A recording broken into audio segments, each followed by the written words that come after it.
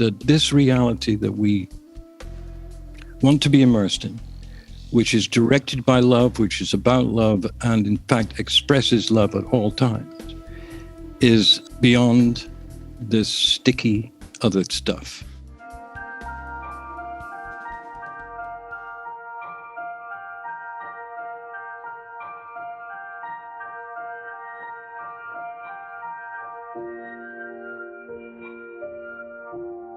Just be here now.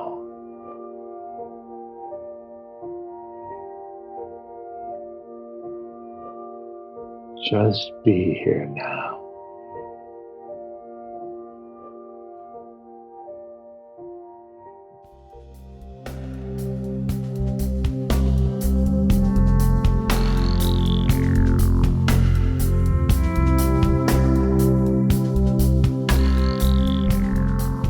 Well, great to see you, David Silver. David is joining us to help celebrate the 6th anniversary of Be Here Now Network. And Dave, it was really David and I, it couldn't have happened without David, because the kind of way that we sort of had been practicing for this, not knowing what we were not knowing what was going to happen with a podcast network that we do a bunch of podcasts on, and develop the whole idea of Be Here Now Network. Ramdas's Be Here Now Network. So welcome, Dave. Hi, it's great to be here on July 4th. Oh, that's right. It's July 4th, 22. Yeah, not too much to celebrate America right now, but we don't want to get into a negative about it. In fact, I have some really cool material from Ramdas that we, as I said just now, we can riff off, because he said some very prescient things and some things that might help perspective-wise, for what is going on. But can I just ask you to sort of reminisce a little bit about what you even thought when I called you and said, hey, you know that thing called podcasts? This guy, Duncan Trussell, got in touch with me and he said, we should be doing podcasts. So, and I was living in North Carolina at the time, and I said, why don't you come down? Wouldn't it be cool? What was going through your mind in the moment of, the concept of it? Hard to remember exactly, to be really honest. But I think by that time, at least I knew what they were, and I had listened to a few and thought, okay, I don't need to do that anymore. I wasn't that impressed. I thought, well, we've got all these amateurs broadcasting, and being a professional broadcaster all my life, I thought, to hell with them. And David, by the way, we should, because we have so many, new listeners coming in all the time. So they might not know, David had a phenomenal TV show, which he actually has the film, and one day it would be so great to be able to watch, which, you say. What was that show? It was called What's Happening, Mr. Silver. It was on WGBH TV in Boston, which is, the home of the premier Masterpiece Theater and Julia Childs. Yeah. I did 32 shows that were entirely countercultural, were about both political and spiritual and musical times. I was in Cambridge, living in Cambridge, Massachusetts, and we had all kinds of amazing guests. And it was a countercultural television show, which had its beginning, middle, and end, because it was just a little too much for some people at that time, and including myself, actually, because I had to do all kinds of things that I wasn't sure about. But I learned a lot about a side of. I'd only been in America for about 8 months when this happened, and I got this show, and it launched me into a life of being in that world to some extent. And it was completely revolutionary and has never been repeated, even though that sounds like a very vainglorious thing to say. It's actually true. Because at the time, we weren't represented. I was 23 when I got the show. And Amazing. The only reason we did it was because my girlfriend at the time said, "There's nothing here like the Beatles." And I said, "Well, am I like the Beatles?" She said, "Well, somewhat." And so, wow. I was the same age. I was my mother's from Liverpool, my father's from Manchester. Yeah. So there was some reason for her to say that. But so that's what that was about. But, isn't it true that if you think back about the kind of repartee, shall we say, that you had with the people that came on to the show, it was very much what we do what you and I in particular were doing when we started doing these podcasts. So, and I had some experience also. I had been in radio around the same time as you on television, and really experimenting with not just doing music. The station was a mainstream rock and roll, FM rock and roll station. And yet we were able, that's where Ram Dass got introduced. That's where I met Ram Dass. And that's how he got introduced, and certainly to the audience in Montreal. And then that became a format that I did work in the CBC doing similar stuff, engaging people and really as much as possible, with as much openness as possible, getting people to share below the personality level.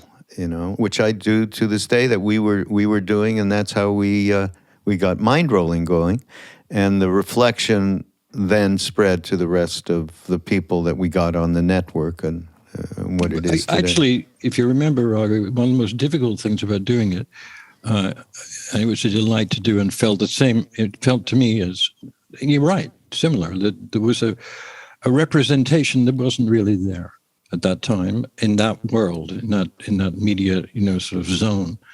And to be able to do it within the Ram Dass fold was perfect, because he was a loquacious person to begin with. Not that he was on the show all the time, but he inspired it, And I agree with you that it was an outlet that made sense, because you need to talk about these things. And what are these things? Well, we're still talking about them, obviously. And mainly everything from pure spiritual teachings and our feelings about them and people who taught them, to what was going on in the society. And 10 years ago, as weird as it was then, it's a whole lot weirder now. And to do a podcast with any less gravitas when we're living in such strange times is both. I think it's both. It's both. You need to express things which are nothing to do with that chaos, nothing to do with that hypocrisy, nothing to do with these truly terrible decisions that are being made in 2022 when we're doing this, and go to a place that's beyond that. Because, when it really comes down to it, what better stuff is there to talk about than our own real life experiences with teachings? Yeah, no, absolutely. That changed our lives. Yeah, and the beauty of this let me finish, because what no one could know is that we had a hard time finding a title for it. It was sort of like, we didn't want to be pretentious, didn't want to call it, the spirituality podcast, and you came up with the idea actually, which was Mindrolling out of nowhere, which is a sect, or the Mindrolling thing is a part of Buddhism. It's a part of the Buddhist Tibetan teaching. Buddhist. Yes. Yeah. But Mindrolling was the word that emerged from it, and you just, I don't know, I don't remember, you came up with it, and it's one of those things, that as soon as you said it, I knew that was the right word, because it's exactly what we're doing now. We're letting the mind roll in such a way that other people can tune in and see if there's anything they can grab from it. Yeah. And now, Russell Brand does it, and all these people do it, and that's great and everything. But we started it, Russell. So the beauty of this being Ram Dass Be Here Now network is that what the deep veritas that Ram Dass has, and the way he connects with people around just being, start out with being honest with yourself. And that's what we followed that as best we could, and created, a platform for in which the same as what Ram Dass created when we first knew him. It's okay to be human. It's okay to be a screw up. It's okay, and stop judging and killing yourself like people do, and we do our entire lives. It just gets a little bit more spacious towards the end, one would hope. So we have that as a rudder, really, which is highly advantageous. And of course, the podcasts that we've been doing and that I introduced Ram Dass over these last many years, they're telling me it's 6 years. Somehow I feel it's more than 6, but I'm just feel really lucky that we can share, especially over this pandemic, by the way. I know you've done less. David, still every month or so, we do a podcast together, a couple of months. But over the pandemic, being able to meet all of these wonderful people that I would just sit and chat that I didn't know, and you get to know through a podcast, that was real grace, honestly, in this period where you're not really seeing people and so on. Didn't we start this in 2013 or 2012 or something? I don't think it's that far back, but I think it is. I think it is. It is? We should look this up. I can relate it to certain things that were happening, and that was, like 9 years ago or something, like getting our cat happened during that, and she's 9. And, let's get to the bottom of this. This could be. Yeah. Now, we did have another podcast network that when we started out that we formed, you and I and Noah Lampert, and that was in action for, it could have been a couple of years. So it maybe those are the years. Oh, I see what you're saying. Yeah. So now, because Be Here Now Network was started after that when. Right. Yeah, Love Serve Remember Foundation decided to put us under that umbrella. So very, very fortunate. So really, again, I introduced this in a way that it would have been very difficult for me, given the vicissitudes of trying to learn how to do this, even though both of us had experience in it, David through television, me through radio. There's still a ground that you want to get to that has, and we just talked about honesty. We did a whole talk with Ram Dass when he first was in Maui, after his stint in the hospital, around honesty. Remember that lovely interview that was done with him? It was called The Habit of Honesty. The Habit of Honesty, which we still should do something with it. I have the transcript. Well, I'd like to hear the actual tapes. But so to find the ground from which to be able to share what we share with you in particular, David, that's been a real blessing for me. I think it would have been much more difficult had I not had you as a partner. Well, thank you. I'm in my experience there, I found that when I'm forced to speak on anything or talk, I learn. Because there's a certain, I was a teacher for a long time, and, at the university, and on the whole, even though it's a whole different thing that I was involved in literature and so on, they are, universal principles. And I found that when I had to teach a class about Melville, I had to read it, it's one of those little drawbacks of teaching. And then to talk about it to people who are actually going to take you seriously or somewhat seriously because they didn't know anything, maybe, or very little, was a great teaching. I mean, teaching is learning. Or at least it was for me. So to do the podcast at that time, with people like Duncan and Ram Dass and Joan Halifax and these amazing Joseph people. Goldstein, that's how all of Jack and Joseph and Sharon, that's how they came into the network as we just started. Hey, well, this is great. Hey, why don't you join? And you know what? It occurred to me, Raghu, about Ram Dass, was that he didn't inspire this in people, but he made it so that they were themselves. I mean, he did inspire it. But let's say that Jack or Trudy or Siltram or Joseph or Sharon, all of those people, as high level as the teaching is, as much as it's involved in consciousness and beyond consciousness, as well as honesty. When I listened to them, and when I did them with you back then, they were never pretentious either. No. You know, that was what really got me about it. You know, it was just sort of in the words of the vernacular. You know, I've just been reading the Upanishads again, and when Yeats, the great Irish poet, did a translation with a great Indian scholar I think in the 1920s. One of the things he said in the intro, which was really important to me, was, you will not understand the Upanishads unless it's translated into what he called common English, meaning that the depths of these Vedic and Vedantic teachings are ungraspable unless they're translated in a way that enables people to be unpretentious in discussing them, and in rolling them around your mind with them, because you understand what they're about. And that's what Yeats did. And then the newer versions are even more that way. And that's another thing about podcasting, that you sort of have to be honest. People can tell when you're, you're sort of off, you're off. You're just, the words are coming out, but they're not really, those words that come out occasionally are not always good for other people who need to know more than you've managed to learn. And it's such an interesting process, because the teaching of it is the learning of it. Yeah, it's almost a Socratic thing with yourself. Yeah. Because, talking to Joseph Goldstein, you obviously learn a huge amount more about insight, meditation, and Buddhism. But you're also, and even in the response, Raghu, when we would talk back and forth with these incredible people, I would learn things in a very quantum way. It was like quantum physics. Suddenly I didn't know it, then I knew it. Then I knew it forever, and then I knew something else that contradicted it, but it didn't matter. It was growth.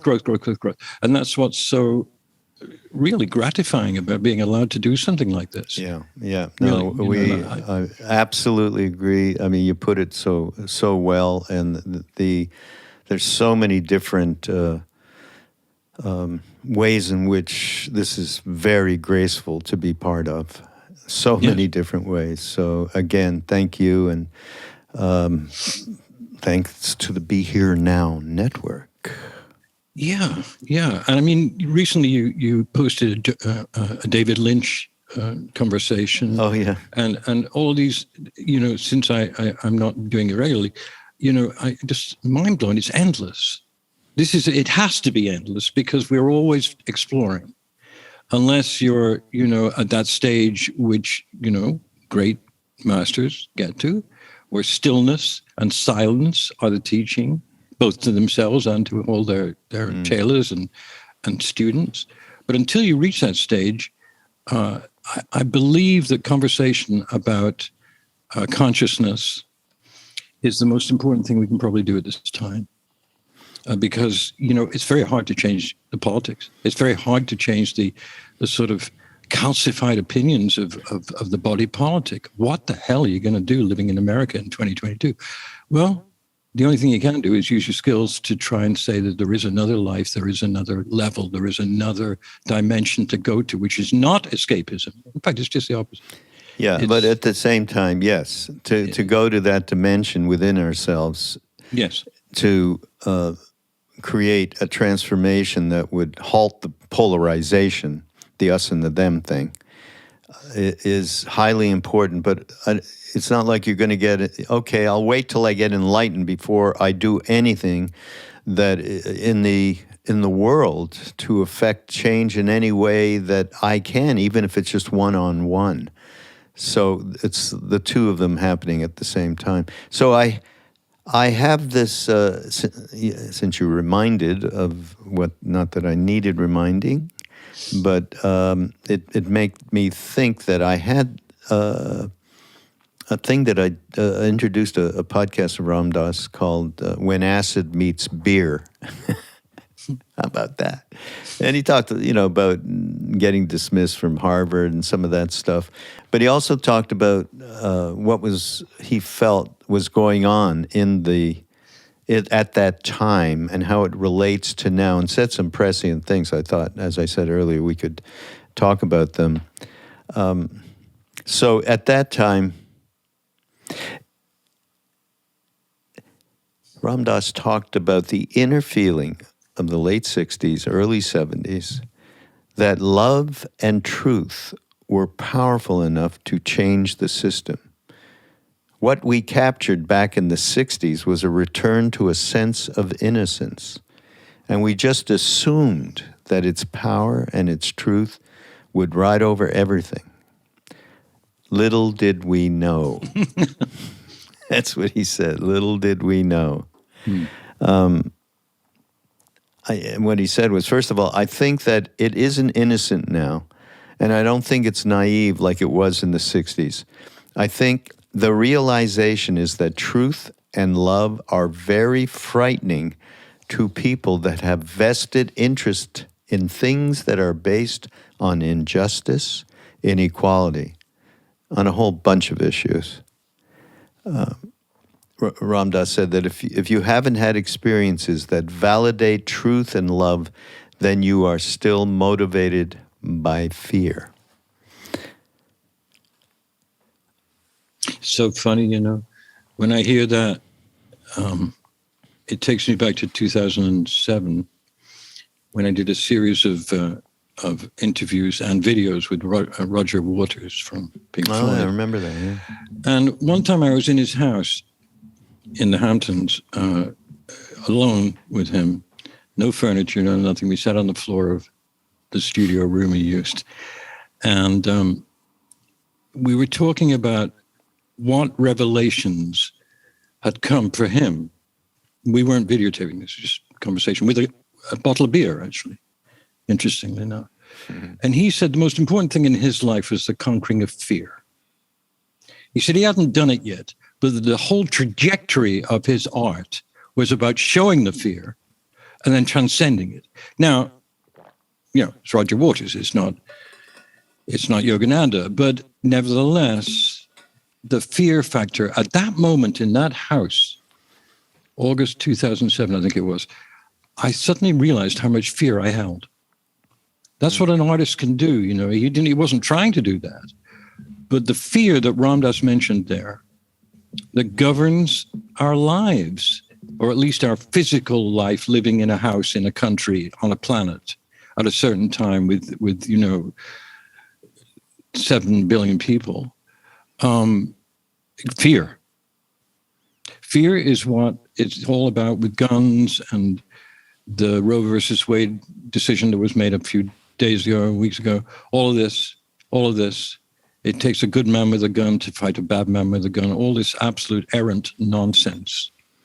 Mm-hmm. Ram Dass knew, despite the innocence, Raghu, I think Ram Dass and the rest of us who were around him knew in the later 60s that they were already being polluted by a kind of weird egoism, and that it was not just progressing in a straight line. And then we realized that karma does not do jumps.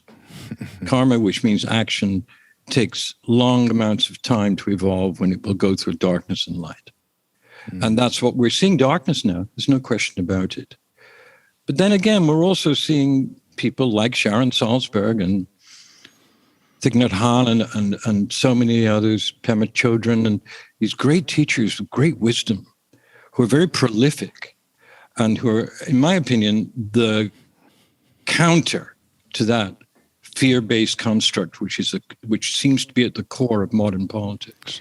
Yeah. I don't see anything else that can really prevail because the two sides are just obdurate. Whereas those that have come to terms with truth and love, as you mentioned, truth, love, honesty, are not obdurate. We're still searching, we're still discovering, whether it be at a Krishna Das or a Deva Pramal kirtan, or it be just reading the papers and realizing what's lies and what's truth.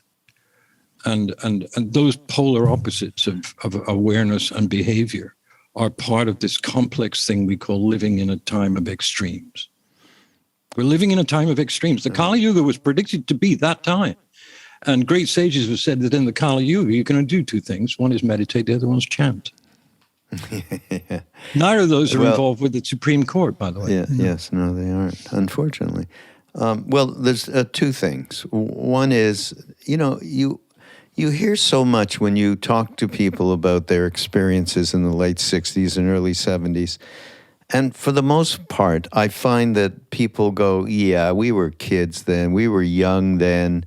And, you know, taking up Ram Dass's thing of naive and thinking that the world could change because of love and belief in love and truth and so on. But, you know, we got families, we got careers, we grew up and realized this is a tough world and we have to focus on how we can just make do with, you know, that kind of slight nihilism, so to speak, you know. Yeah. So that, and I always look, are you serious? There was some extraordinary things that happened for people. Yes, look, a lot of people, if they took psychedelics, many people had real problems, psychological problems, bummers, you know, bad trips.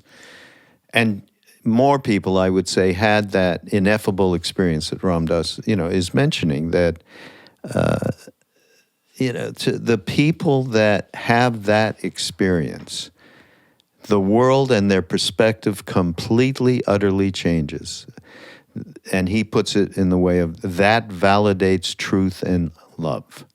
And that validates another plane of consciousness within oneself that is behind all of the story we tell ourselves, the thoughts we believe in and all of that, which we talk about all ad infinitum, needs to be talked about, as far as I'm concerned, and repeated as much as possible till we all get it, that there is that place. The validation of that place is what really, what moves one's perspective to have any chance to get beyond polarization inside oneself and then in this world, which is completely polarized. In this country, I mean, we're celebrating a day. If you, of course, just looking back at some of the really awful things that have happened in this country, genocides and so on, and slavery, all of it, and inequality. It's been a place, one could say, okay, well, this is trials and tribulations of growing into what the founding fathers envisioned. And that's true to some degree. But it's gotten to the point where it's extraordinarily difficult in my mind to continue in the way that Ram Dass is talking about, that the vested interests in power and injustice and in inequality and all of those issues, if you haven't had the experience that validates the truth, then you're not even going to be interested in following in the direction of changing your perspective. You're not even going to be interested in it. So the other thing here, something else he said, I think we in the 60s were as much a precipitator of the right, the conservative movement and the fundamentalist movement, as the conservatives were. I mean, I think we entertained the edge of anarchy and chaos as the creative moment in a way they couldn't handle. That just scared the living everything out of them. That sounds reasonable. That the gigantic pushback from the Nixon era, particularly, just around that time, it was extraordinary, the reaction. So that is very much a part of what's created where we are now, I think. Absolutely, and both your words and Ram Dass's words there are so, I think, exactly right. Because what actually seemed to happen was that the innocence period was really from sort of the Beats and the late 50s, early 60s, through to the music explosions that happened in both sides of the Atlantic. And that had a period of true innocence. And so did the hippies. I remember being at the Goddard conference. Oh, yeah. And you know, and the Grateful Dead were there, and Dr. John was there, and Ram Dass was there. And I was actually teaching a class there, believe it or not, at the great age of 25. We were both there, everybody, and we never knew each other we then. didn't. That was But 69, remember how, 70. yeah, it was just so amazing because it felt real, and it was real, and existentially. In other words, we can talk about the existential truth of those moments, but as you just mentioned, as Ram Dass surmised, to those other people, it was just absolute murder. It was just everything they hated, which was taking constructs that they based their life on and saying these are not necessarily the truth. From Abbie Hoffman to John Lennon to Joni Mitchell to Janis Joplin, in the music area, things were being said that had never been said in music before. There was no more of that June, moon, love, be dove stuff, despite the fact that love was behind it all. It was about the iniquities. Think about Buffalo Springfield, Neil Young. Go back to Woody Guthrie. I mean, Woody Guthrie, yeah. Okay, it happened in such a way that it cut through even media denial, because the reason I got my TV show was because everybody said there was nothing representing that. Otherwise, I wouldn't have got it. And so, despite the media denial, despite the fact that people were still talking, I mean, like Disney, for instance, you couldn't get into Disney if you had long hair. They'd stop you at the door. That's how things were. They just saw us as being kind of some kind of weird, depraved collection of bums. And I think that started happening more in 67, 68. Remember, 69 ended in an explosion of negativity with the Charles Manson case. Hippies, guys who looked like hippies. Manson looked like a hippie. Wrote songs for one of the Beach Boys. I mean, Manson. And then Altamont, a shooting at a rock concert with 500,000 people. And then moving into the idea that the war was going to escalate, not de-escalate in 1969. And it wasn't until 72 or 73 after the Paris Peace Accords when Vietnam ended. And remember, Vietnam was our monster. We were their monsters, but Vietnam was our monster because we saw awful, awful degradation going on and murder, mass murder, genocide, bombing of peasantry and so forth. Peasantry, by I mean people who were working in rice fields. And so we were abominated by that. And our abomination took such a sort of, the colors were very bright on that. The way we talked about things, the way we fought with things. At the same time, some of us were so lucky to come across a spiritual parallel. For me, it was Meher Baba and Gurdjieff. And when I started listening to the music and then hearing that and reading those things, and I realized, oh my God, there's another world. There's another world. Yeah. And it's so much more important to me than anything that's been presented to me so far. Right. Well, that's your experience of validating truth and love, basically. Permutations abound, but that's your experience. And then meeting by the way, like you in the early 70s was, if you don't mind me saying so, it was a great, what we used to call a fillip, a tonic, because it brought back the idea that despite some of the extremism of the late 60s and early 70s, that along with sacred music came some attempt at sacred thought. So by the time Bob Marley came on the scene in 74, like that, it was a great counter actor to all of that stuff that was beginning to disintegrate, which was our vision of a better world where people were treated better and where love was a predominant dynamic, not fear. Yeah. It's funny, you and me and Ram Dass, did you know this? So if somebody said, who was the first being that you encountered that turned you on to the East? Meher Baba, Ram Dass, me, really? And you. Yeah. I'm sure there's many other people, but I just know because of what you just said. And by the way, everybody, for me, was seeing a picture of this smiling Indian Baba, and underneath it said, "Don't worry, be happy." That was it for me. Okay. For me, it was a guy called, oh, God, I forgot his name. He was the person who introduced Peter Townsend to the Meher Baba. And he used to watch my television show, and he called me on the phone. And he said, "Do you know who Meher Baba is?" And I said, "Not really." He said, "Well, can you come and visit me?" And I did. And then I interviewed him about Meher Baba. So I, as a television person on a little screen in someone's house, someone then said, "I think that guy needs to know about this if he's going to have this platform." And from that moment on, I talked to Hare Krishna people, cool. Bhaktivedanta, I talked to the Maharishi, really? Oh yeah. And I realized then that my great fortune in being able to join that club, which I might never have been. It's not a club, of course, but let's use colloquially.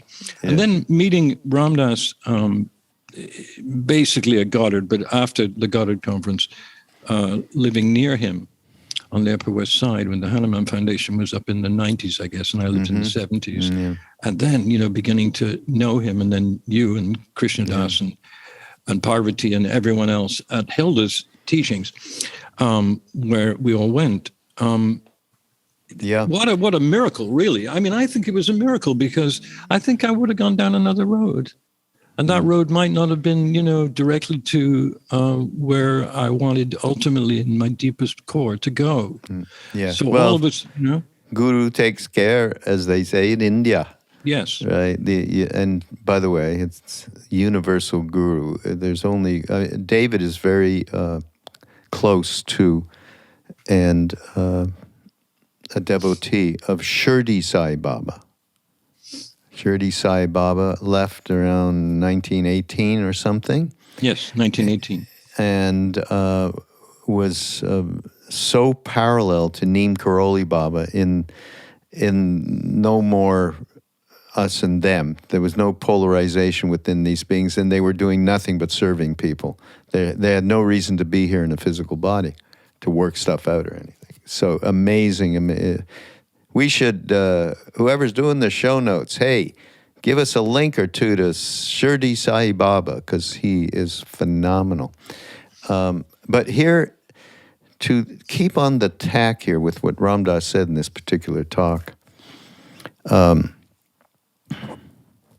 that makes it different from where I think we were at in the 60s, 70s, which I think, and you've already mentioned it, the ego part of it. We were self-involved. We were getting, as if we were getting, searching for comfort and pleasure and so on. We weren't doing that, but we were searching for still keeping the ego identity and not caring so much about the quote-unquote them. It was all about us. It was the me in the guise of, we are all one and interconnected, but we were not able to substantially embody that because we just had not done the kind of practice you need to really get to know yourself. So Ram Dass now talks about it in a way that is more mature, I think, and also I think much more present in next generation lives these days. It's meaningful. What to do about the environment, what to do about the social divide and the economic divide, etc., etc. So here's what he said. He said, this time around, either everybody goes or nobody goes. It's not enough to polarize again. That's what we did in the 60s. We were the good guys with truth and love, and they were the bad people with fear and contraction. And that's not good enough anymore, really. If you're interested in awakening, in spiritual awakening, this time when Shiva's really dancing, this is an extraordinary time for that inner work, to see if you can keep any sort of equanimity at all in a situation like this. That pretty much summarizes where we're at right now, right? Yes, it does, because it's very easy to just become one of two things, both of which are bad. One is enraged and the other one is confused. Yeah. Because so many, I mean, How about the third one? Yeah. Ignorant. Well, ignorance is the worst of all, because it's a veil, it's a thick veil over people's ability to see the truth. And we're seeing that all the time right now. And we don't know what's going to happen in this country, this sort of space that we live in called America, because it's not just an American phenomenon. The world, Yeah. in the 2020s time now, and before that, I'd say since 2015, has looked to all extremely grotesque versions of the truth that have, I mean, sometimes a sprinkling of truth in them. When people talk about populism these days, they're not talking about, a democratic thing. They're talking about people who are pissed off. And, let me just tell you about something that happened to me. Yeah. I did a movie in 2008 with an Oscar-winning director, and I advised him. I was his advisor for about 4 months on a movie. And in order to make this film, give it verisimilitude, we needed 600 cars from 1969. And terrific people working for him. They got those cars. A place where you would drive for miles without seeing an ongoing store. A mall, mini malls with two stores. One just said beer, and the next one said guns and ammo. This is in New York State. Mm-hmm. So one day I wandered into where all the 600 cars were. I was fascinated to see these cherry cars, these Thunderbirds and big Chevys and Cadillacs and no SUVs, just 1969 cars in great condition. I wandered into that place where I had some time, and I met a group of the drivers. And they looked like bikers to me. A lot of them were wearing leather vests with no shirts. They all had beards and long, long hair. And they kind of looked like the sort of West Coast hippies of the mid-'60s. They were not those people. And when we got talking, remember this was 2008, August actually, they told me that the one thing in their life that kept them sane was the knowledge that they had enough guns, to deal with any situation that came up in their small communities. None of them had a job. They were unemployed. They all got money as handymen for each other. So one guy would be a handyman for another guy.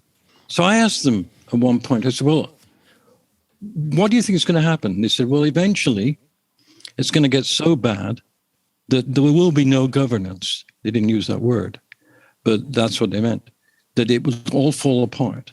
And we'll have the guns.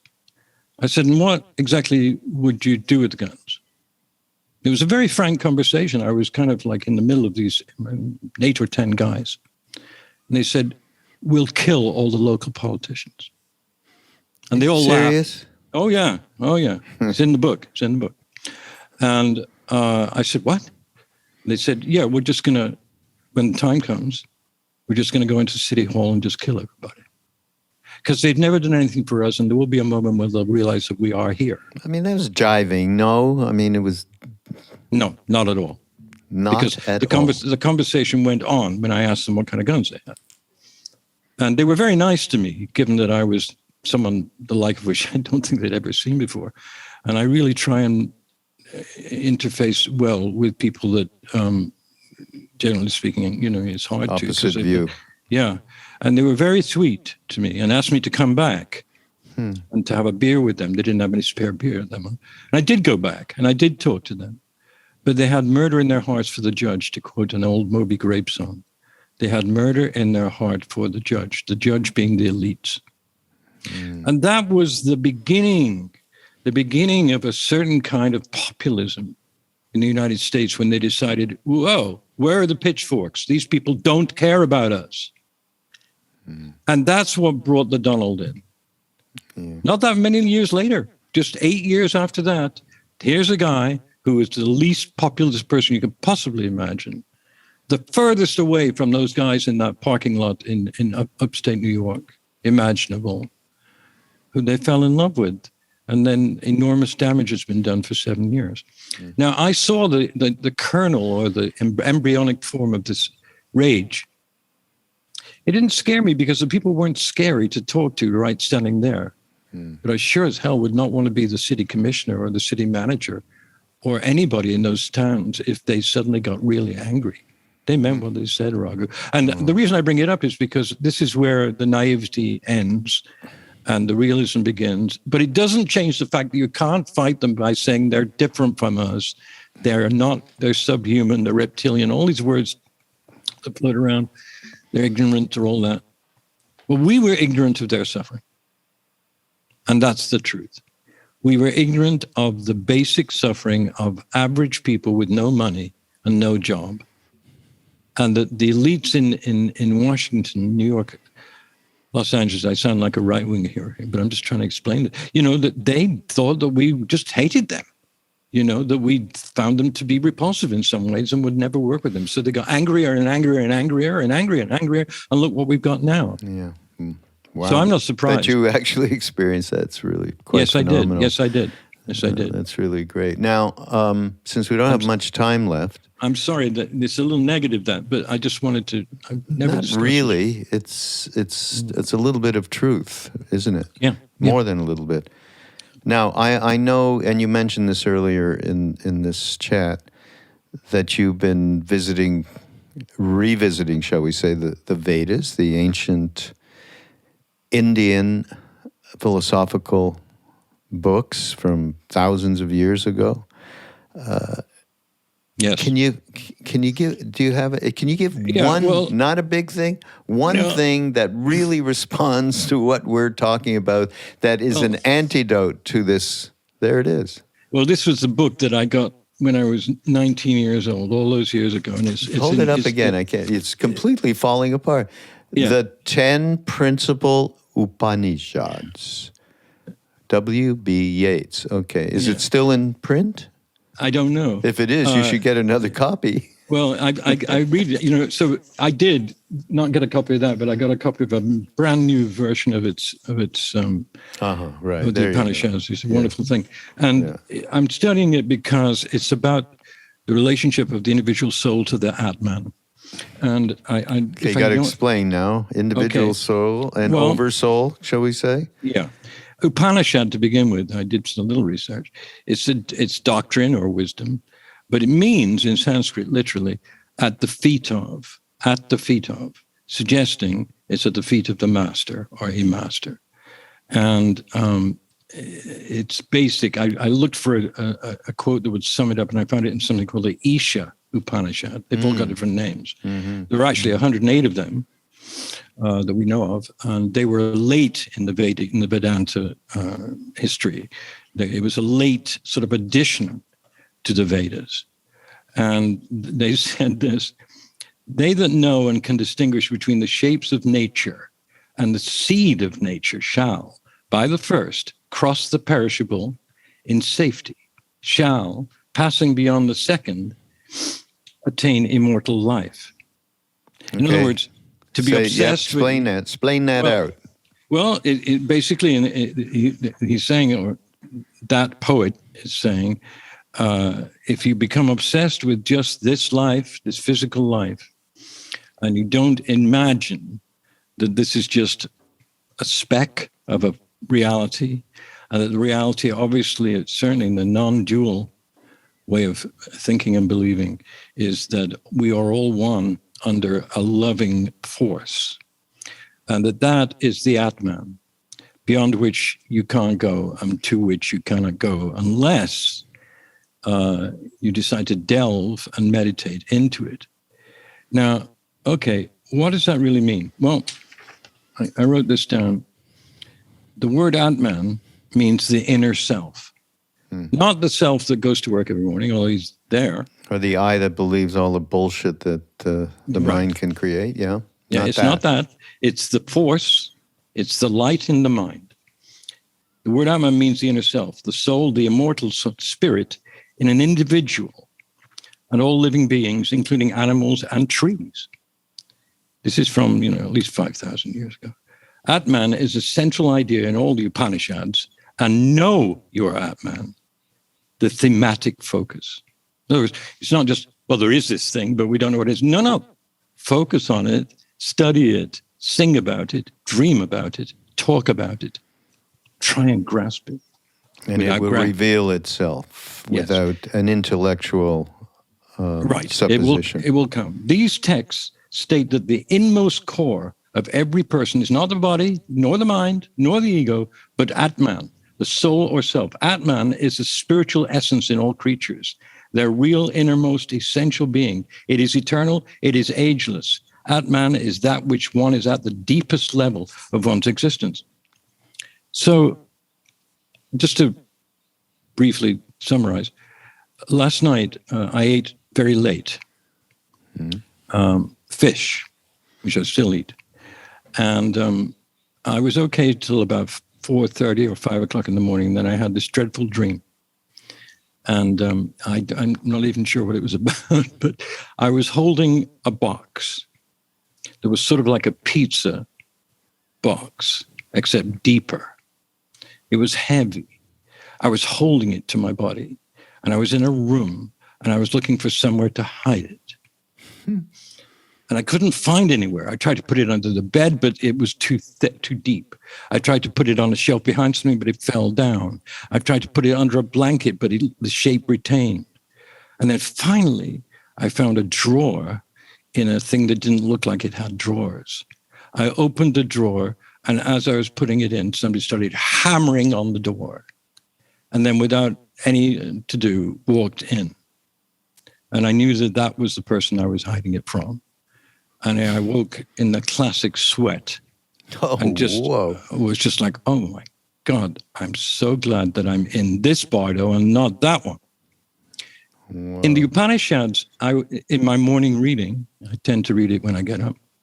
The one this morning, believe it or not, was about dreams. And it said that dreams are not sticky. That as bad and as intense and as negative and frightening as they are, as soon as you open your eyes and you're back in this thing, they're gone. Like a breeze. Like Ram Dass said, the thoughts were like breezes. That as powerful as they can be and as overwhelming as they can be and as depressing or negative they're like breezes. They go away. Or they should. Like a breeze. Like a pleasant breeze that wafts over you and then it's gone and you can't catch it. And that's what this part of the Upanishads was about that I read this morning, saying that as much as you can wander in paradise or descend into hell or be in some kind of purgatory that seems so incredibly real and frightening and dark, that he says that just like this dream of life that we have in the waking state, the dream bardo is not sticky. It's a breeze. And it goes away. And we know this because when we wake up, we go, oh, I'm in my house. Great. I can watch tennis. I can watch Wimbledon. I can wear that new shirt that I bought. I can eat some cookies. The dream is gone.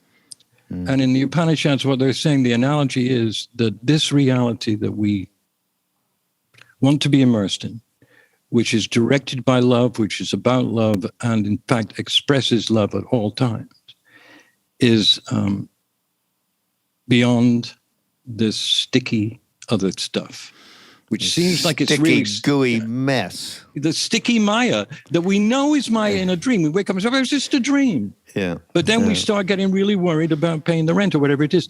And okay, it's worryable. You want to live in a house, but the truth of the matter is that what the Upanishads are all about is that this dream can be penetrated by immersion in the Atman. Yeah. And the only way that can happen is either through meditation or art. Practice. Right. So that's the Upanishads are a dialogue, like a Socratic dialogue. There's a lot of arguing going on. And what usually happens is that a king is arguing with a sage in this particular part of it.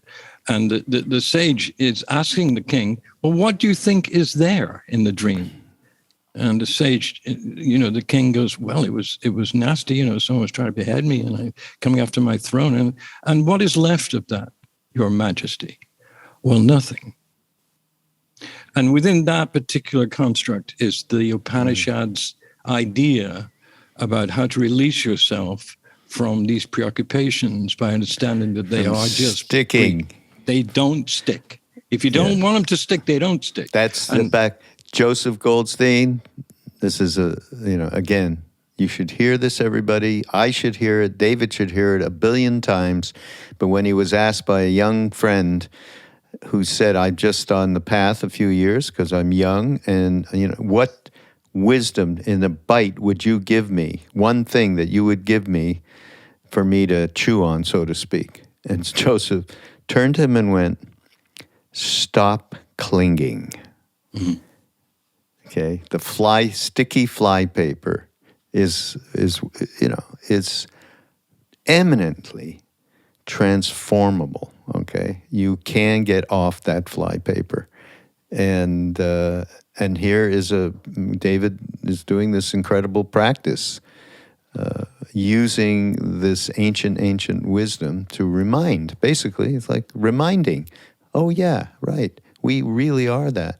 And and so here I'm segueing back because I have this last little thing from the same talk from Ram Dass. This is where he was very prescient. Maybe it didn't take much to be prescient. I don't know. When was this done? It was done in 94, so it's not quite 30 years ago. We've got a tremendous amount of heaviness in store for us because of environmental and social problems, etc. Breakdown of social systems. But that's all a creative moment. I mean, it's whether or not that's a dark moment or that's the moment of transformation.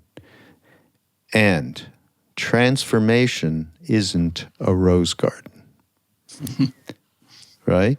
I mean, this is all, we are so addicted, and I'll be number one there in my own addiction to comfort. Being comfortable, it is so difficult for us to be in anything that's not comfortable and be able to sidle up to it and say it's okay.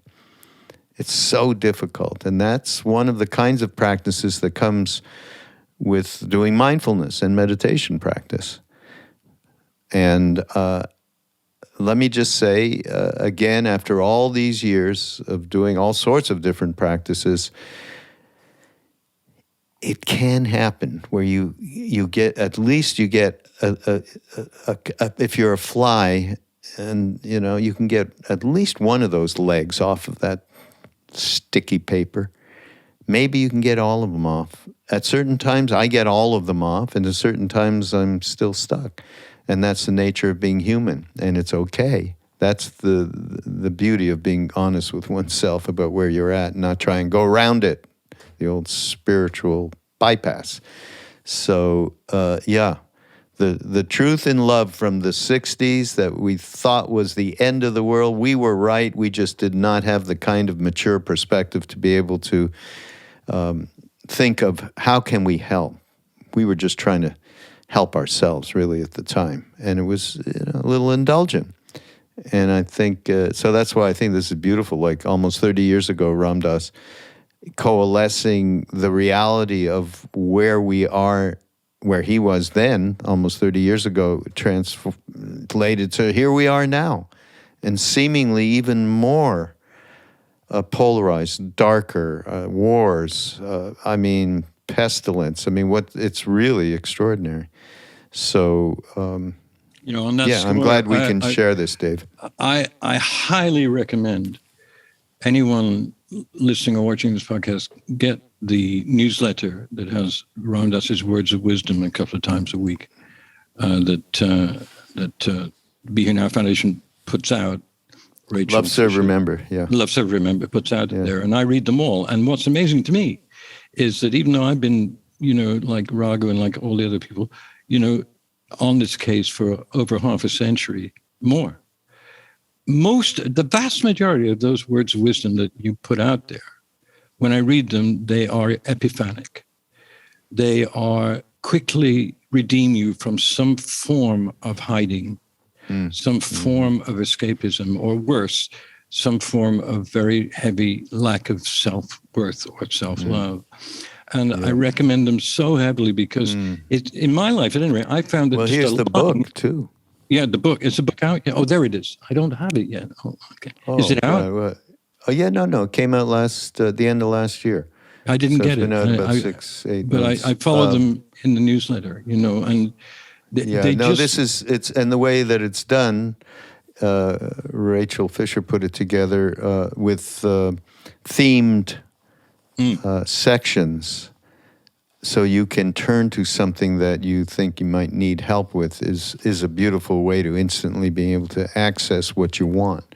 So, so that's there. And we'll put up, what's the name of the Upanishad that you were reading this morning? well, it's actually chapter 4. In this edition, I think because of some kind of need for exactitude, they don't have the names. I think it's called yes, it is. It's called the Bradarana Yaka. Okay, we can't pronounce that stuff. Bradarana Yaka Upanishad, but it's actually number 4, like the Bible. It has those things, It's 4, 3, 13. 4, 3, 13. David has read, and he'll put it on social media. Like the fundamentals do. They'll put a something from the Bible up. You must now read 4:13, whatever. Well, I'll tell you. I mean, as I say, it doesn't matter how old you are, or how much you think you know. In the human frame, there are a lot of veils that not only you can push off, but they have the ability, strangely, to come back. And therefore, Ram Dass is pithy, and that word has been devalued in this language, but what it means in the Buddhist sense are these small statements that can just turn you around. Golden nuggets of wisdom. Golden nuggets sounds like Vegas, and it is the jackpot, because he was sufficiently aware of every nuance of his own thought process. Yeah. And also of every emotion that he began to understand were redeemable by non-attachment to them. Yeah, he wasn't afraid to look. The greatest. He was not afraid to look, he and that's wasn't. quite a legacy he left us. David, thank you so much for celebrating with us. We're also part of what we're doing too, and I'm sure there'll be some kind of reference to what's going on with the network. The network people will put it together. We're also trying to further more support for the network as we bring on new podcasters, indigenous podcasters with Nat Kelly, and then a wonderful meditation teacher who's very much into shamanistic path as well, Spring Washam. So we're really moving into some beautiful areas that I hope will help as this kind of conversation does. So thanks really for introducing the Upanishads. And, let's do more on them, because I'd like to simplify a couple of the things that are in there, because you can, and I don't think they're well worthwhile. I don't think the dudes that wrote it, if anybody wrote it, God knows, it's ancient. It's ancient. It's all handed down oral tradition, and then somebody finally wrote it down at some point. But it is interesting that people who know nothing about flushing toilets, telephones, airplane travel, Netflix, knitted cardigans, houses with glass in the window, that knew nothing about any of that, knew this, that we strive like demons to somehow get involved in. And that blows my mind all the time. That before we had all these comforts, and you talked before, you like comfort, so do I. And what Pema Chodron says about it is the comfort zone is fine when you're in it, but don't use it to avoid the realities of life and death. Yeah, there you go. Full stop, period. Thanks, Pema Chodron. Thank you, David Silver. And by the way, David's book's coming out very shortly, because I'm going to fly to New York with a whip. And get him to finish it, because I know too. I mean, by the way, you can check Mindrolling out. The last couple of podcasts David did, I believe, have stories from this incredible book that he's putting together of experiences with remarkable people. Yeah, can I just say one thing which I think is relevant? Right. The film that Raghu and I did with Krishna Das, which is called a Samadhi of K.C. Tiwari. Brilliant disguise. And it's Brilliant Disguise, right? That's what it's called, because he was a master in brilliant disguise. It seemed like just an ordinary school teacher. Yeah. It's a great film, but it starts off with KD and Raghu having a conversation about what turned them into whatever they were in the 60s. And I'm not going to say anything more than to say that the 4 or 5 minutes of that dialogue, that colloquy, says it all. Because what it's about is how we became rejectionary, if there's such a word. Certainly reactionary, but rejectionary of so many constructs that were not helping us live happy lives. And KD and Raghu discuss in quick detail how that changed us. That was the stimulant. That transformation came from rejecting viscerally, I can't do this anymore. That's basically, and the word, anyway, when the film comes, you will see that's the beginning of the film. It's a very beautiful, deep, profound, lovely film, but it starts with that basic truth that we all came to it. God knows how or why, but we're fortunate to have even had a glimpse of it. No, absolutely. Thanks, Raghu. Thank you, David. Everybody, we shall continue our celebration.